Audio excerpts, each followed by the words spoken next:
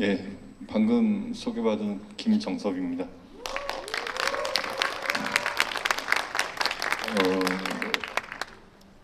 제가 한 30분 정도 시간이 있는 것 같은데요. 원래 이 자료집 맨 앞 페이지에 보면 지난 7년에 대한 평가 내지 성과, 그 이후의 전망, 과제 이런 거를 이야기하게 돼 있는데 그렇게는 준비를 제가 못했습니다. 요새 바쁘기도 하고 오늘은 좀 즐거운 날인데 초치는 얘기를 먼저 하자면 저 개인적으로 지난 7년 사회적 농업 돌아보면 아쉬운 게 너무 많습니다. 그래서 그것에 대한 엄정한 평가, 성찰을 하면 분위기가 싸해질 것 같아서 싸해질 것 같아서 지나간 세월에 대한 평가는 그렇게 하진 않겠고요. 다만 최근에 앞에 좀 말씀하셨지만 관련 법률이 제정됐죠. 농촌 지역공동체 기반 경제사회 서비스 활성화에 관한 법률, 꽤 깁니다 이름이. 줄여서 농촌 경제사회 서비스법이라고 하는데 어쨌든 관련된 법이 만들어졌기 때문에 많은 기대도 있고 뭔가 변화가 있을 것 같기도 하고 그렇습니다. 그래서 이것을 계기로 사회적 농업이 더 잘 되려면 어떤 부분에 신경을 써야 되는가 그런 위주로 좀 짧게 말씀을 드리겠습니다. 이 자료는 사실은 이번에 새로 쓴 게 아니고 한 3주 전에 강원도에서 몇 분 계신 자리에서 말씀드렸던 그 자료를 그대로 갖고 와서 저기 앉아 계시네. 강원도에서 오신 분들은 오늘 복습하시는 겁니다.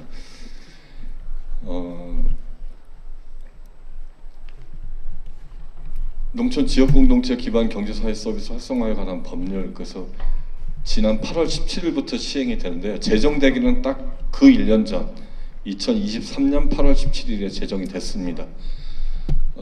아쉬운 거는 저 법률이 이제 보통 여기 이제 공무원분이시거나 연구자가 아니신 분들은 잘 모르실 텐데 법률이 제정이 되려면 어쨌거나 국회에서 최소한 한 번 공청회나 토론회 한 번 이상은 논의가 일어나야 됩니다. 의원들만 있는 자리가 아니고 좀 오픈된 자리에서 있어야 되는데 저 법률이 제정되는 과정에 공청회까지는 아니고 토론회가 딱 한 번 있었어요.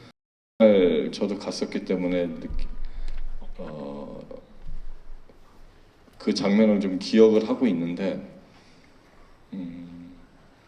법률의 취지에 대해서 그날 오신 분들이 다 동의하고 발의하신 의원분들이야 당연히 좋다고 법 만들어야 된다고 얘기하시는데 실제로는 그런 자리에서는 법률 조항이 이 대목은 이렇고 저 대목은 저렇고 세세하게 따지는 토론이 될 수가 없어요.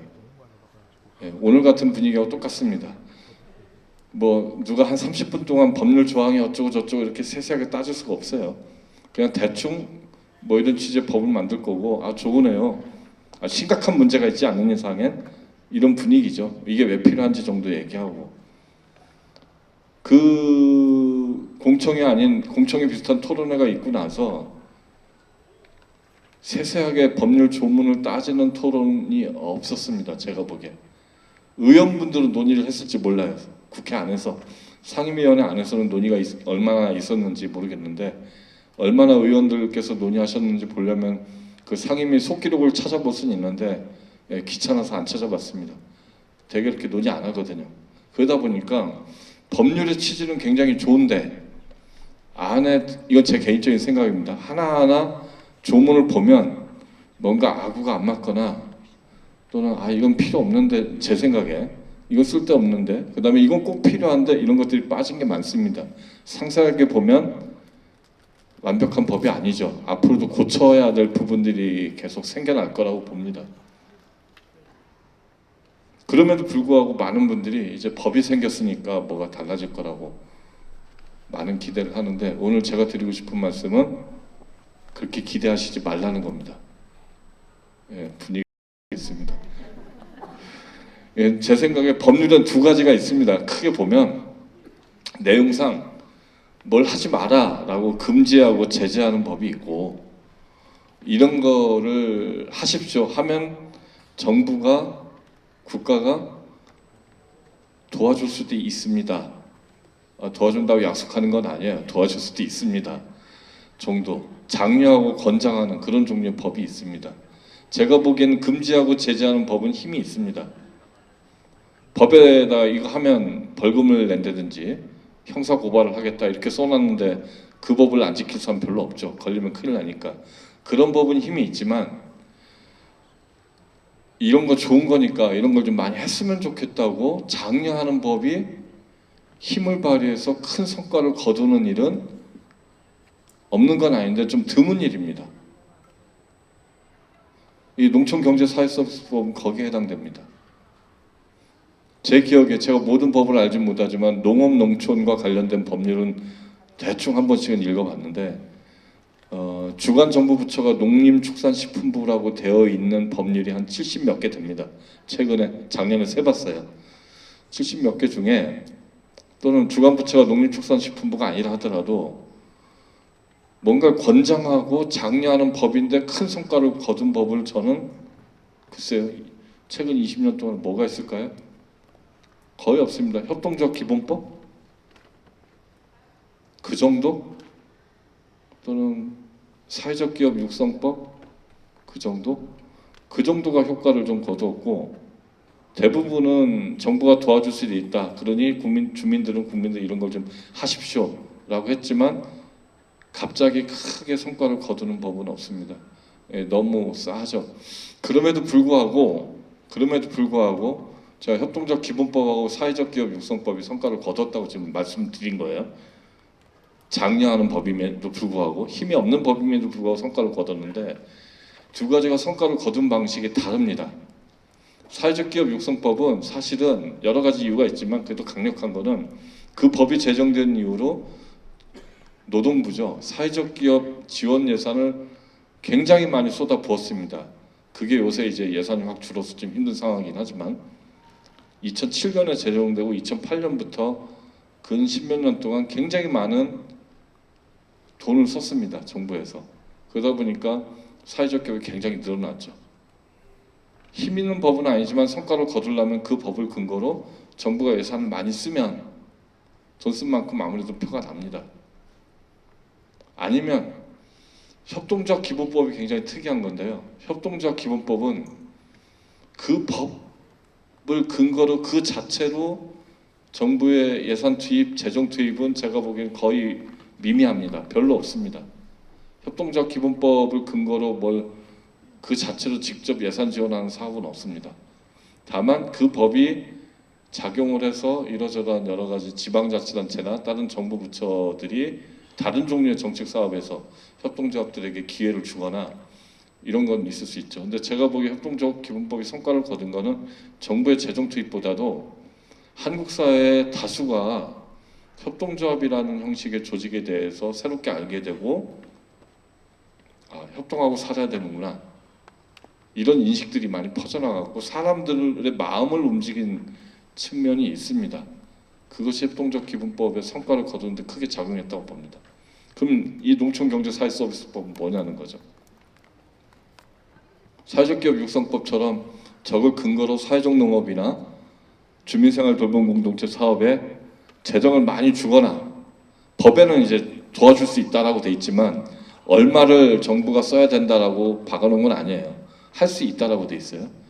재정 투입을 많이 하거나 아니면 재정 투입을 안 하더라도 이 법을 계기로 사람들의 마음이 바뀌어가지고 이런 일을 좀 해보자라는 분위기가 일어나거나 둘 다 되거나 그래야 성과가 일어날 거죠. 현재로서 제 생각에는 앞으로 2, 3년 내에 지금과는 다르게 2배, 3배 이상 예산이 늘어날 것 같지는 않습니다. 남은 건 결국은 사람들의 마음이 바뀌고 이런 사회적 농업이든 주민생활 돌봄 공동체든 이런 게 필요하구나 이런 걸 해보세 또는 옆에서 누가 그런 거 하려고 하면 그거 나도 들은 적 있는데 좋은 활동이야 이런 생각을 가지고 격려하고 지지하고 이런 분위기를 만드는 것 그것이 유일한 수단입니다. 법 만들어졌다고 뭐 확 풀릴 거라고 기대하시지 말라는 얘기입니다. 숙제가 그대로 남아있다는 얘기입니다. 제가 보기엔 냉정하게 말씀드리면 사람들이 사회적 농업 너무 좋은데 이거 해야지, 내가 도와줘야지, 시장님이나 군수나 또는 지역사회에서 누가 이런 마음을 갖게 되는 거는 그런 법이 있어? 그러니 내가 도와줘야지? 이렇게 생각하기 힘들죠. 여기 계신 분들 중에 무슨 법이 생겼다고 해서 그런 법이 있어? 그럼 내가 도와줘야지, 이런 생각 해보신 적 있으세요? 그렇게는 안 변해요. 무슨 법이 있다고 그거 내가 해야지 이런 사람 별로 없습니다. 저같이 공공연구기관에 있거나 공무원분들이야 법이 있으면 그것들 해야 되는 게 의무니까 나서지만, 민간인들은 법 만들어졌다고 이거 법이 좋은 일이라고 하니 내가 열심히 해야지 이런 사람 어디 있습니까? 언제 움직일까요? 언제 움직일까요? 옆에서 누군가 하는 걸 직접 보고 또는 한 다리 건너서 얘기를 들어보니 감동해서 그게 정말 좋은 일이구나, 나도 가만히 있을 수는 없겠다, 감동해서 뭔가 알게 돼서 느낌이 와서 그럴 때 그 사람들도 참여하게 되는 거죠. 여기 계신 분들이 그런 느낌이나 감동을 또는 설득을 할 수 있도록 자발적으로 실천을 해야 저 법이 성과를 거둘 거라는 얘기입니다. 현재 법조문 저 상태로는 물론 저것도 큰 힘이 됩니다. 그래도 법이 하나 있으면 정부가 도와줄 수 있다 이런 말 써놨으니까 공무원분들이나 누가 예산 만들어가지고 우리 이런 거 합시다 했을 때 누가 그걸 왜 할 때 그런 걸 왜 하냐라고 그러면 법도 있는데 이런 말 한번 할 수 있죠. 그래서 도움은 되지만 그걸로 보장되지는 않는다는 겁니다. 사회적 농업이나 주민생활 돌봄 공동체 활성화되는 것은 법으로 보장되는 게 아니고 보조금 사업으로 보장되는 것도 아닙니다. 현재로서는 갑자기 어느 정부가 또는 내년에 사회적 농업 예산을 지금의 한 10배 정도 쓰겠다 이러면 뭐가 바뀔 수도 있는데 뭐 그런 건 기대하기 힘든 거고요.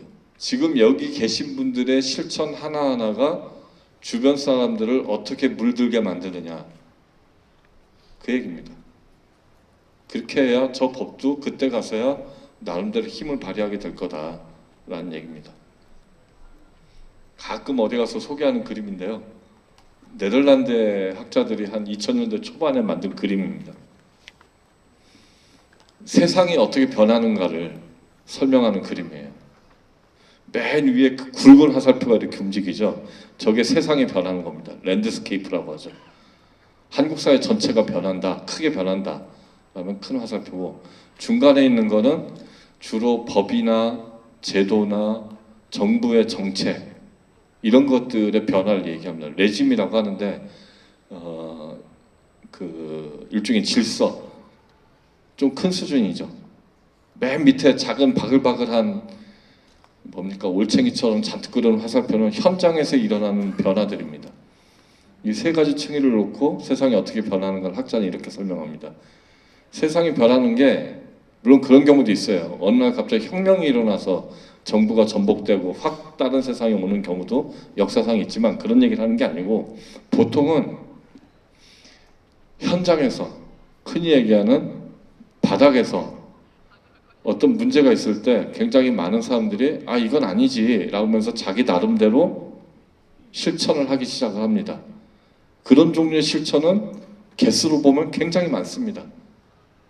분야별로도 아주 다양하게 바글바글합니다. 그것을 왼쪽에 적소라고 써놨죠. 니치라고 합니다.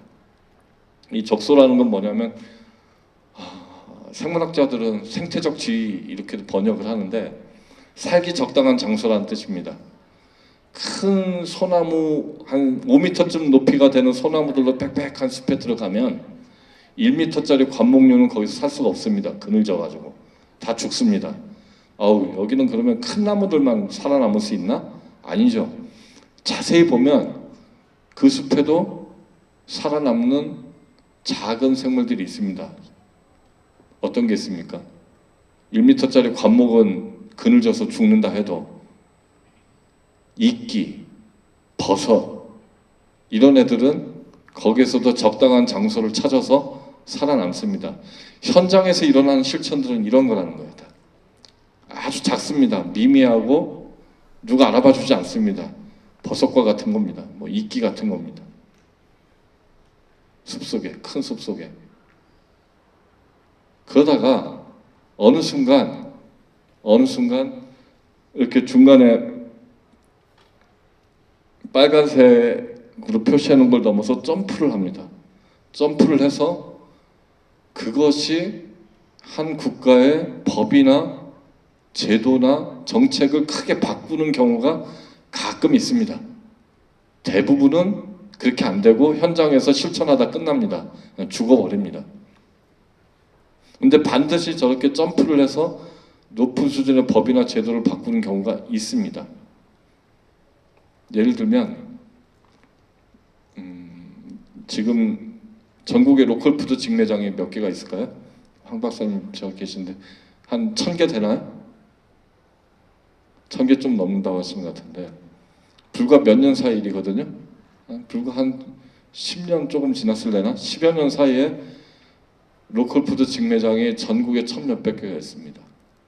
2000년대 초반에 몇몇 연구자들과 활동가들이 여기저기 다니면서 농림축산식품부 같은 데도 아는 과장님이나 이런 분들 만나면 우리 로컬푸드 이런 거 해야 됩니다 라고 20년 전에 얘기를 했어요. 제 기억이 2002년이 처음입니다. 얘기를 하면 그때 무슨 소리 들었냐면 굉장히 오해들을 가지고 계셔가지고 로컬푸드는 무슨 좌파 소농들의 헛짓거리 이상한 소리 한다고 유통 현대화하고 대형화하고 나가야 될 때 뭐 이렇게 찌그럭 저 뭐야 마늘 2접 갖고 나와서 팔고 뭔 소리 하냐고 푸대접을 당했어요. 밑에 있는 적소에 있는 작은 실천들의 시작이라는 게 다 그런 거죠. 그러다가 지금은 점프를 한 거예요. 제가 확인은 못 해봤지만 요 몇 년 동안 농림축산식품부 예산 중에 로컬푸드 쪽으로 흘러가는 예산이 몇백억은 될 겁니다. 아무리 못 잡아도 몇백억. 제가 알기로 한때 1000억이 넘어간 적도 있어요. 어느 순간 점프를 해서 바꿉니다. 바꿀 때 법이 만들어졌죠. 농산물 직거래 활성화에 관한 법률인가? 법이 만들어지면서 점프를 했는데 중요한 건 법이 만들어지면 점프를 하는 게 아니에요.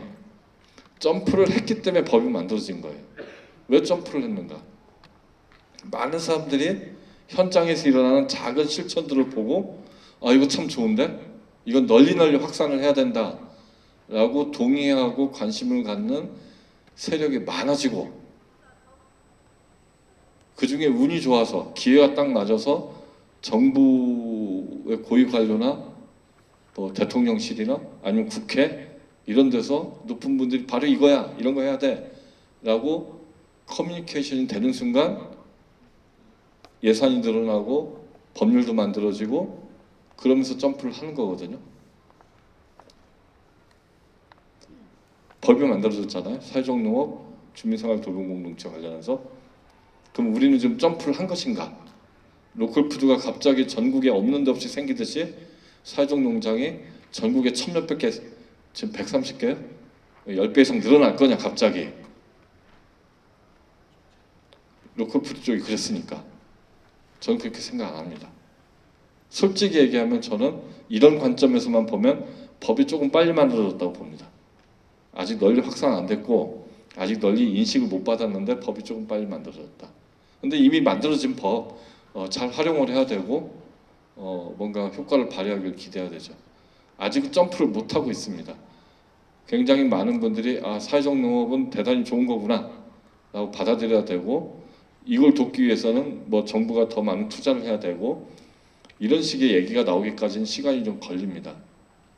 그때까지 필요한 건 뭐냐면 저 밑바닥에 있는 작은 화살표들 뭘 해야 될까요? 점프를 해서 법제도나 정책 적어도 정부 차원에서 큰 변화가 일어나고 다른 차원으로 넘어갈 때까지는 이 작은 화살표들 밑바닥에 있는 여기 계신 분들입니다. 여기 계신 실천하신 분들 하나하나가 저 작은 화살표들입니다.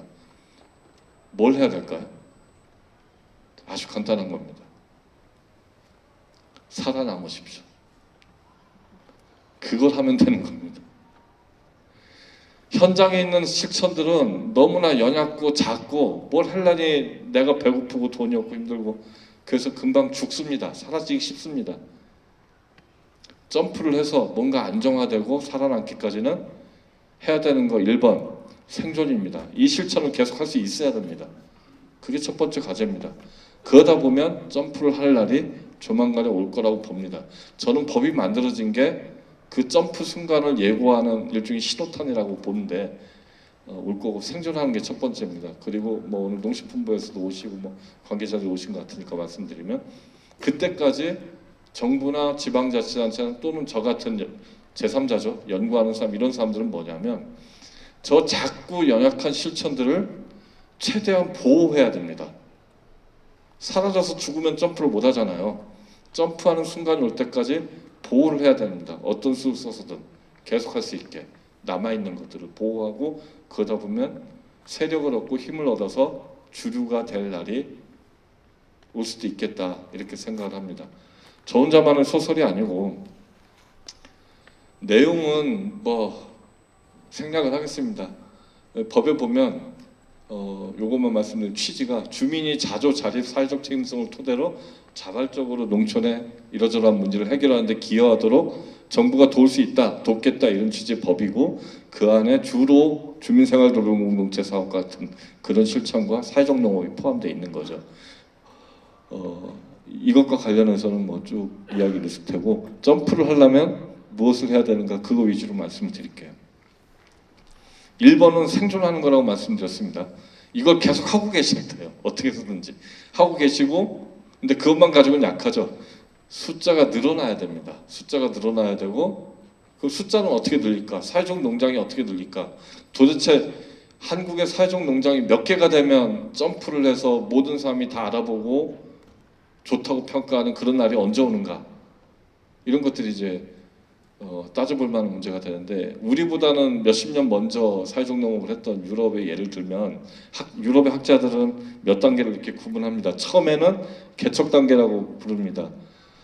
그때 초기 단계 사회적 농업이라는 건 아주 기본적인 수준에서 농장에서 참여자라고 부르죠. 우리가 이런 분들 오시라고 해서 뭔가를 하고 실천하는 것이고 농장 수가 많지가 않죠. 적은 수고 그 다음에 그래서 이런 거 하는 사람들이 초반에는 혁신가, 개척가, 경계횡단자 이런 사람들이 한다라고 했는데 이거 좋은 말로 쓴 거고요. 시골의 현장에서는 혁신가, 개척가를 뭐라고 불러요? 예? 시골에서는 논문이다 보니까 좋은 말 쓴 거죠. 다 아시잖아요. 미친놈들이라고 부르잖아요. 저 이상한 거 한다고 미쳤다고 그러잖아요. 이런 사람들이 처음에 출발합니다. 여기서 유념해 둘 거는 혁신가, 개척가는 알겠는데 경계횡단자라는 말을 쓰고 있어요. 이거 뭐냐면 이건 사회적 농업의 특징입니다. 다 경험들 하시고 계실 텐데 농장에 예를 들면 장애가 있는 분을 불러서 뭔가를 같이 한다. 농사도 같이 배우고 간단한 도움을 주고 이렇게 한다 그러면 누가 와서 그럴 수 있어요. 사회복지사도 아니면서 당신이 사회복지를 뭘 알아? 이런 얘기 들어본 적 없어요? 또는 그런 눈치, 전문성도 없으면서 또는 주변의 이웃에 농사 크게 짓고 아주 전문적으로 농사 짓는 분이 와서 이런 얘기를 하죠. 네가 농민이냐?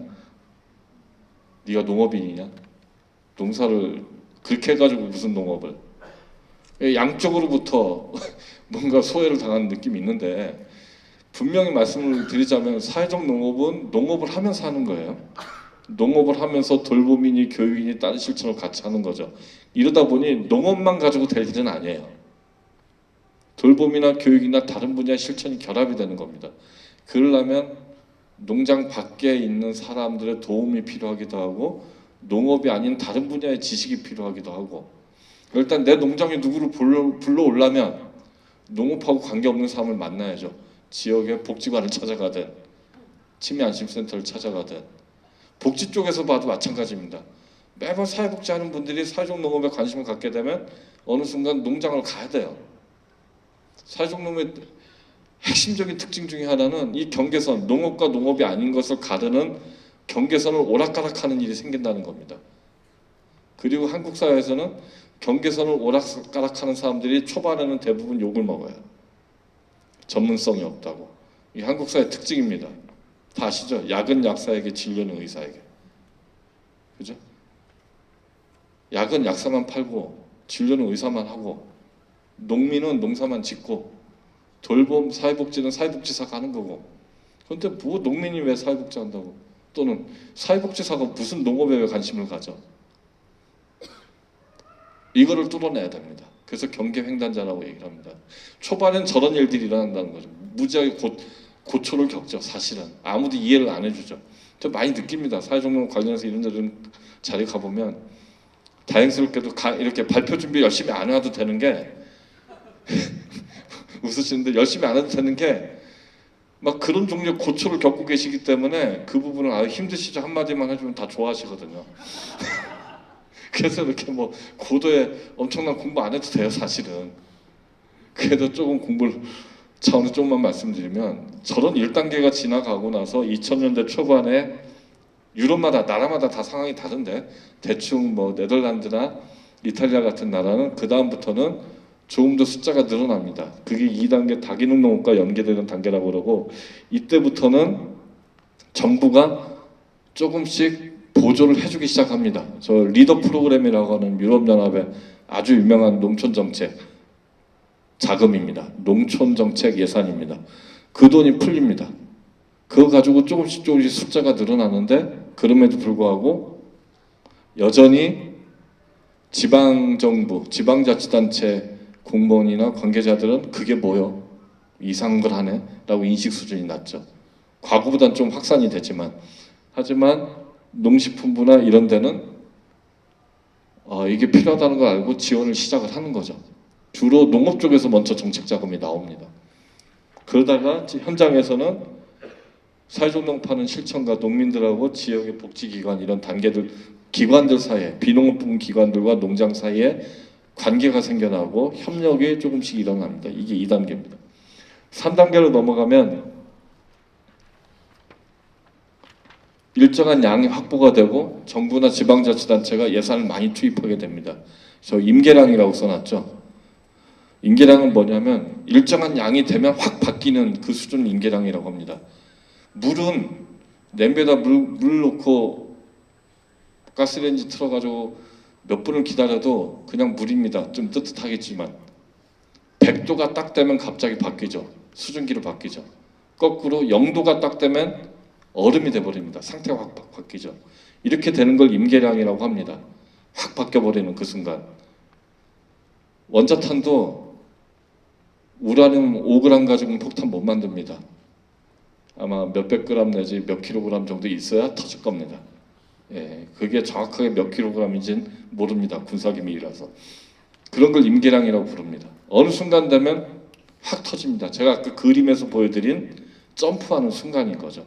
이런 일이 3단계고 4단계가 되면 이때쯤 되면 웬만한 농림부나 농업 정부 부처에서 정책 자금을 많이 지원하게 되고 4단계가 되면 이제 온 동네 사람들이 다 아는 일이 돼가지고 그냥 보건복지부든 뭐든 이런 데서 당연히 이건 사회복지 서비스다라고 생각을 하고 일반화된다는 얘기입니다. 유럽에서도 저 단계에 도달한 나라는 자기들 말로도 두 나라밖에 없습니다. 4단계 도달한 나라는 네덜란드하고 이탈리아뿐입니다. 스타일은 다르지만. 우리나라는 몇 단계 와 있을까요? 우리는 아직 임계량을 통과 못했어요. 올라가지 못했잖아요. 우리는 아직 2단계에 있습니다. 정부가 조금 이제 관심을 갖기 시작했고 현장에서 좀 2단계를 시작했습니다. 한참 무르익은 게 아니고 그러니까 갈 길이 먼다는 거죠. 자, 그러면 임계량 확보할 때까지 3단계로 넘어가려면 확 바뀌려면 그래서 지금보다 더 적극적으로 정부나 지방자치단체가 관심을 갖고 지원하고 농촌 지역에서도 이걸 직접 하시지 않는 분들도 꽤 많이 사회종로 뭐 이런 걸 많이 알게 되고 익게 되려면 뭐가 필요한가? 결론이죠. 과제 두 가지만 말씀드리겠습니다. 여기 자료는 몇 가지 구구절절 써놨지만 기억하실 거는 세 가지입니다. 사회종농업 뭐 이런 것들이 확산이 되고 꽃을 피우려면 임기량을 통과해서 확 퍼지려면 여기 계신 분들이나 저나 노력해야 될 게 딱 세 가지라고 봅니다.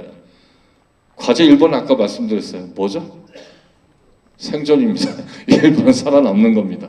어쨌든 사회적 농업 오래 하기 싫으면 올해 여건이 안 좋으면 올해 농사만 지세요. 일단 내가 먹고 살아야지. 내년에 다시 해도 되잖아요. 이럴 수 있는 1번 생존이고요. 2번은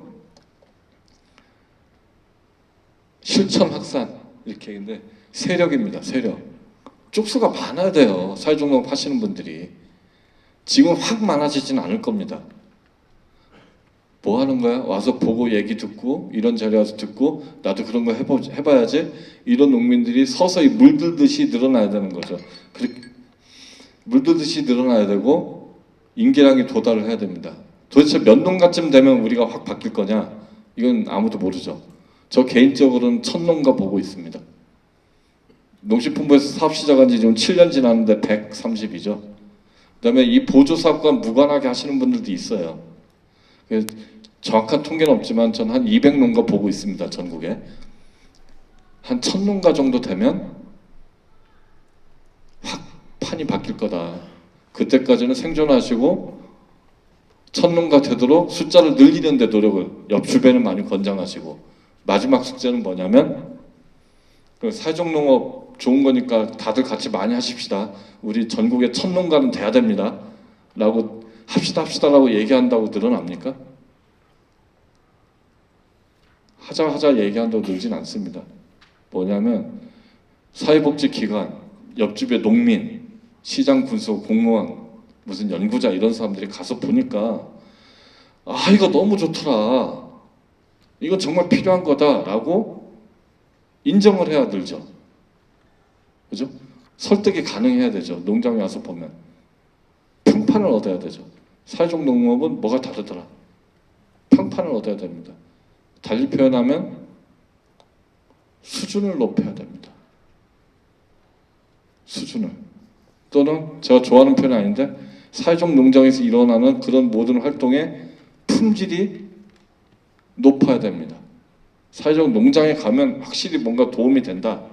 훌륭하다. 다른 사회복지기관에서 뭐 하는 거 못지않게 저 꼭 필요한 일이다라고 사람들이 보고 들으면 인정할 수 있도록 수준이 높아져야 되고 수준을 높이는 길은 실천하면서 공부하는 거 말고는 답이 없습니다.